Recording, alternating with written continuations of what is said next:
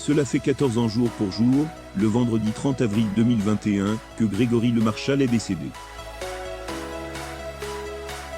Son décès a profondément touché ses proches, ainsi que ses fans. S'il n'est plus de ce monde, découvrez l'héritage musical très précieux qu'il a laissé derrière lui. L'ancien compagnon de Karine Ferry est parti trop tôt. Il a laissé ses fans et sa famille en larmes, le 30 avril 2007, à tout juste 23 ans. Mais malgré son absence, ses chansons sont toujours gravées dans le cœur des gens. Le jeune homme, qui avait conquis le cœur de nombreux téléspectateurs, avec sa voix d'ange, avait même réussi à remporter le concours de chant. Le chanteur Grégory Lemarchal. Très apprécié par ses fans, ce premier opus est un succès, avec près de 150 000 exemplaires vendus. Son premier single, parmi les titres inclus dans cet album, atteint même la deuxième place des charts français, avec 300 000 exemplaires. Celui-ci s'est également vendu à des milliers d'exemplaires. Le chanteur Grégory Lemarchal. Photo, Getty Images. La mort de Grégory Lemarchal. En dehors de sa vie de star, qui a connu un grand succès, Grégory Lemarchal a mené une vie pleine de souffrance à cause de sa maladie, la mucoviscidose. Une maladie qu'il a combattue pendant des années, et qui, malheureusement, a réussi à l'emporter en 2007.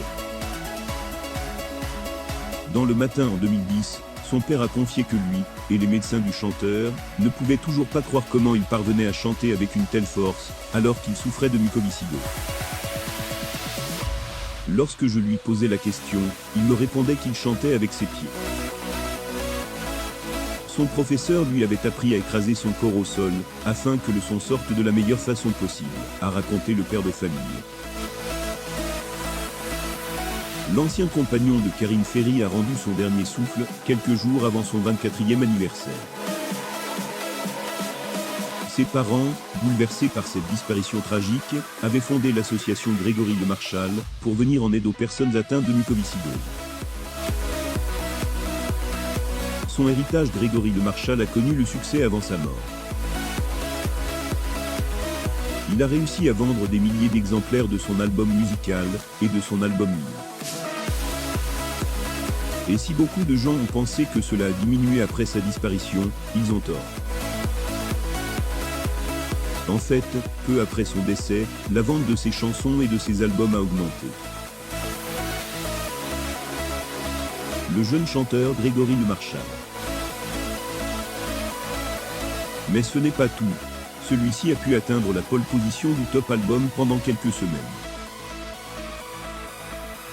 En additionnant les chiffres de vente de ses albums, singles et duos, Grégory Lemarchal compte pas moins de 2,46 millions de disques vendus en France.